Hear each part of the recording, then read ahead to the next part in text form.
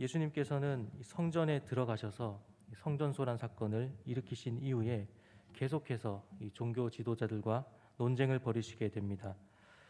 유대 사회의 최고 사법기관이었던 이 산헤드린의 대표자들과도 논쟁을 벌이시기도 했고, 또 때로는 정치적으로 양극단에 있는 이 바리새인과 헤롯 당이 연합하여서 예수님과 논쟁을 벌이기도 했습니다. 이 부활을 믿지 않던 사두개인들을 향하여서 성경에 대한 잘못된 이해를 꾸짖으시기도 하셨고, 또 서기관들의 외식함을 비판하기도 하셨습니다. 오늘은 예수님께서 이 논쟁의 장소가 되었던 성전을 나가시면서 이 성전이 무너질 것을 다시 한번 말씀하고 계십니다. 이전에는 성전의 멸망을 암시적으로 말씀하셨다라고 한다면, 이번에는 좀 더 직접적으로 그리고 상세하게 말씀해 주고 계십니다. 1절 말씀에 성전에 나오면서 한 제자가 예수님께 질문합니다. 이 선생님이여 보소서, 이 돌들이 어떠하며 이 건물들이 어떠하니까? 이에 예수님께서 말씀하십니다. 예수께서 이르시되 내가 이 큰 건물을 보느냐? 돌 하나도 돌 위에 남지 않고 다 무너뜨려지리라 라고 말씀하십니다. 이 예수님의 이 말씀은 확실하게 이 성전이 무너질 것이다 라는 것을 분명하게 말씀해 주고 있는 것이지요. 이 말씀은 이 성전 중심의 신앙을 가지고 있던 유대인들에게 있어서는 굉장히 충격적인 그런 말씀이었을 것입니다. 하지만 앞서 말씀드린 것처럼 예수님께서는 이번이 처음이 아니라 계속해서 이 성전이 무너질 것을 말씀해 주고 계셨죠. 이 성전소란 사건을 통하여서, 그리고 이 무화과 나무를 저주하시면서 성전의 기능이 폐지되고 더 이상 그 기능이 중단될 것이고, 열매 없는 이스라엘의 멸망에 대해서 또 말씀해 주신 것을 우리가 기억합니다.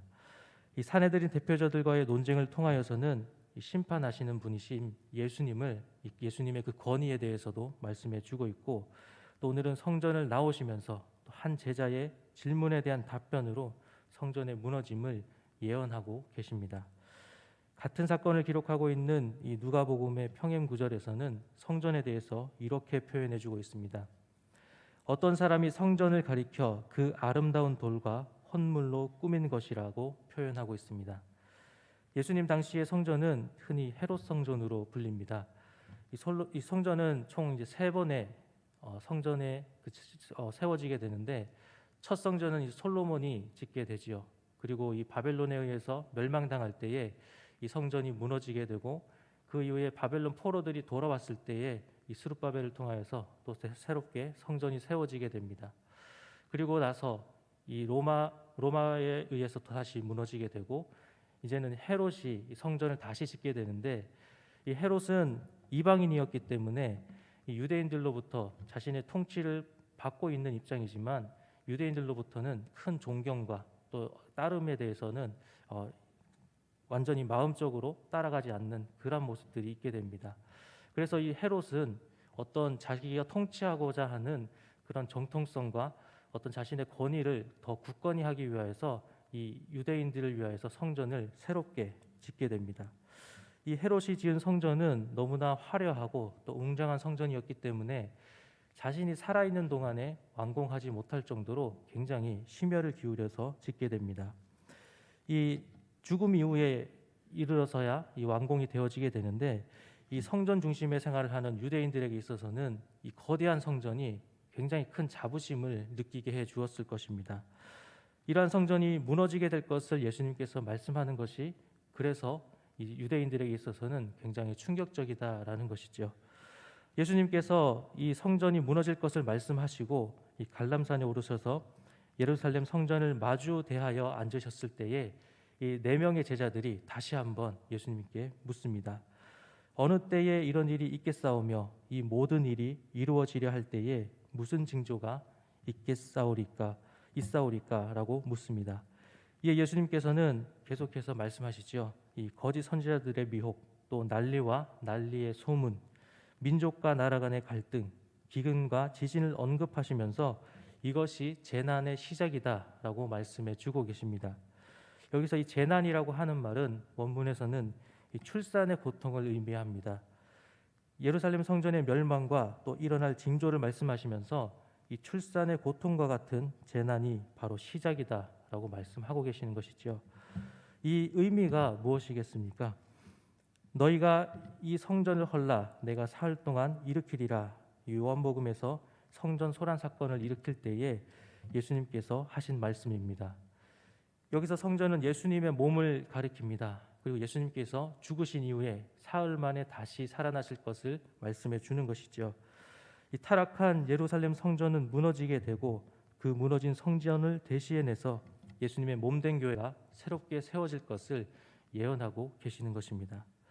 이 재난의 시작이라는 것은 옛 성전은 무너지고 새롭게 이 교회가 세워질 것을 예수님께서 말씀해 주는 것이기도 합니다. 그래서 교회가 새롭게 세워지는 이 과정, 새롭게 태어나는 것을 출산을 위한 고통으로 표현해 주고 계시는 것이지요. 새 성전으로서의 교회가 세워져가는 과정 속에서 많은 고통들이 있게 될 것을 말씀하고 있는 것입니다. 그래서 13절의 마지막에 예수님께서는 끝까지 견디는 자는 구원을 받으리라고 말씀하십니다.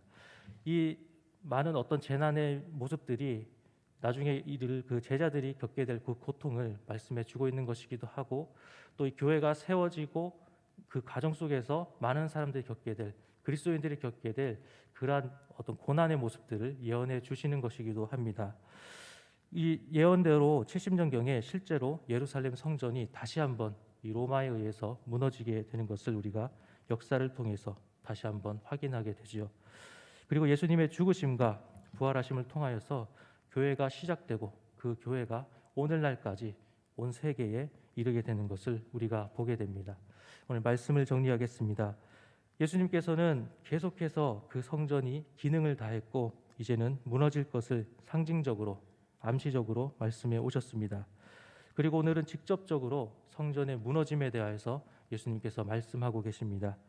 제자들은 이 성전의 화려하고 웅장한 모습을 보며 감탄하고 있지만 예수님께서는 이 멸망하게 될 성전을 보시면서 애통해 하셨습니다. 하지만 이 성전이 무너짐으로 인해서 출산의 고통과 같은 그러한 재난이 있겠지만 이로 인해서 교회가 세워지는 것을 우리가 보게 됩니다. 오늘날 이 교회를 성전이라 표현하기도 하지만 엄밀하게 말한다라고 한다면 이 교회는 성전은 아니죠. 우리가 성전입니다. 성령님이 거하시는 우리가 성전입니다. 전에는 죄를 용서받기 위해서는 그 성전에 나아가서 성전의 제사를 통하여서 또 그 제사장이 인도하는 그 제사를 통하여서 하나님 앞에 나아가서 그 죄를 용서받았다라고 한다면 오늘날은 우리가 예수 그리스도를 통하여서 우리가 스스로 하나님 앞에 나아가게 되지요. 하지만 이 성전과 교회가 또 완전히 다르다고도 할 수는 없습니다. 구약에서 성전을 통하여서 하나님을 예배하였고 또 우리가 오늘은 교회를 통하여서 오늘날 예배를 드리는 곳이기 때문입니다. 이 한 나라의 복음이 전파되는 과정을 보게 되면 그곳에 교회가 세워지기까지 많은 핍박과 또 고난의 시간들이 있음을 우리는 역사를 통해서 확인하게 됩니다. 이렇게 세워진 교회는 겉으로 보여지는 것이 중요한 것이 아니지요. 이 건물이 중요한 것이 아니라 드려지는 그 예배가 중요한 것입니다. 교회의 그 보여지는 모습만으로 우리가 판단하는 것은 무너질 것을 알지 못하며 또 웅장하고 화려한 이런 헤롯 성전을 보면서 흐뭇해하던 종교 지도자들과 같은 것일 것입니다. 물론 교회의 크고 화려한 그 모습이 어떻게 보면 또 하나님의 복의 증거가 되기도 하겠지만 우리가 교회를 통하여서 기억해야 할 것은 교회를 세우신 그 예수님의 희생일 것입니다. 예수님은 출산의 고통을 통하여서 교회가 세워지는 그 과정을 우리에게 표현해 주셨습니다. 교회는 예수 그리스도의 희생과 또 성전의 무너짐, 그리스도인의 출산의 고통과 같은 시간들을 통하여서 세워진 것입니다. 그리고 오늘날 하나님께서는 교회를 통하여서 일하심을 볼 때에 우리에게 교회를 세워주신 것이 얼마나 감사한 것인지를 우리가 다시 한번 생각해 보게 됩니다. 오늘 말씀을 통하여서 우리를 성전으로 세우시고 또 우리가 하나님 앞에 예배하는 이 교회를 세워주심에 감사하는 시간이 되기를 소망합니다. 기도하시겠습니다.